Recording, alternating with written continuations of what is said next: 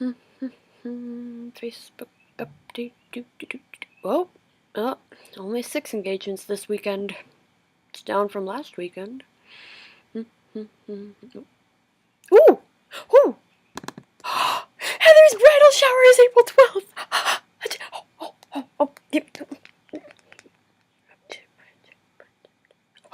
I can go!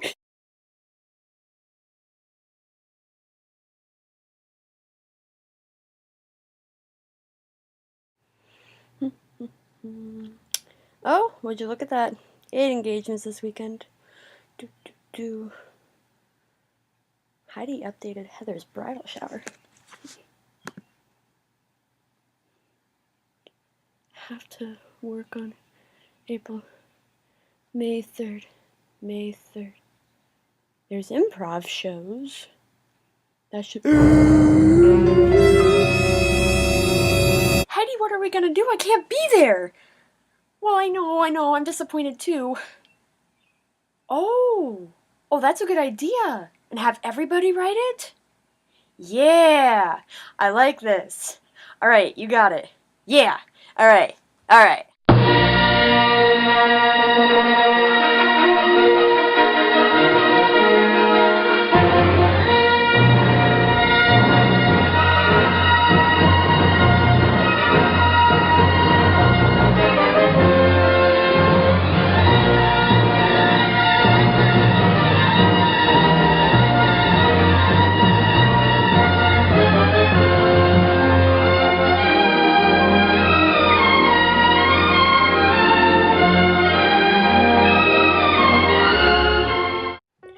Heather and Stephen, a Concordia love story.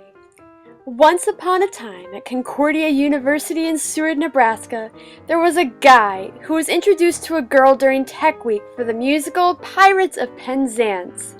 This young man, named Stephen Whitney, met Heather Needfeld after he went down to the costume shop to have his ripped pants fixed.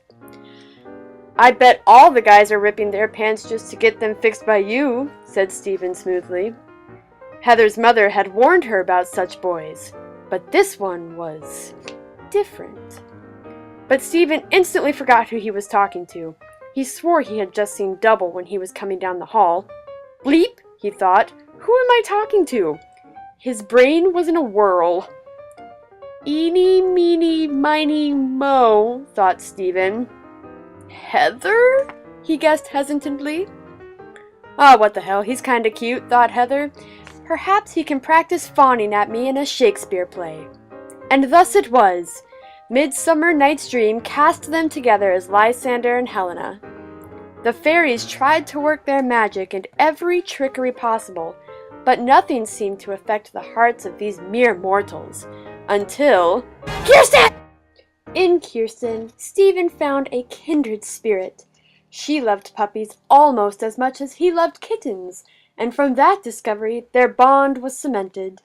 A special perk was that Kirsten was best friends with this cute Heather person and hung out with her quite often, so Stephen found he didn't have to make up lame excuses to accidentally run into Heather.